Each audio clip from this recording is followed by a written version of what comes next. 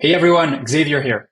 Today I'm going to show you how you can embed a playground story into your website.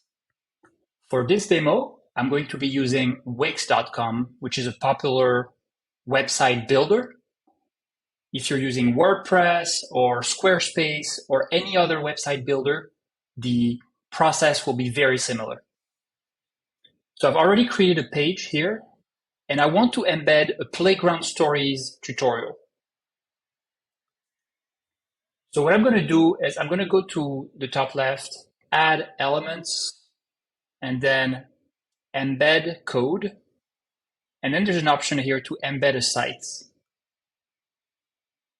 And it creates this little section where I can simply paste a link.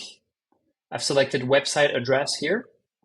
And for that demo, I'm going to be using a story built by the amazing teacher Emily. And she's allowed me to use this story of hers.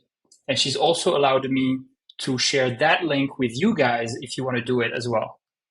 So I'm going to go simply here, copy, and don't worry, I'm going to be putting this link also in the description of the YouTube video, so you have it as well. And I'm going back to this tab and pasting that link right here and apply. And that's it. Of course, let's resize this a little bit so that the people who visit my website can comfortably play. I'm going to center it, and this looks pretty good. And that's pretty much it. Maybe make it a little bit longer, and then I'm going to save, publish, and let's preview. So as you can see, when your visitor is visiting the page, they will find this playground story embedded in the page, and they can just click on play. They don't even need to sign up. They don't need to put their email address. So it's relatively easy for them, and they don't need to navigate away from your website.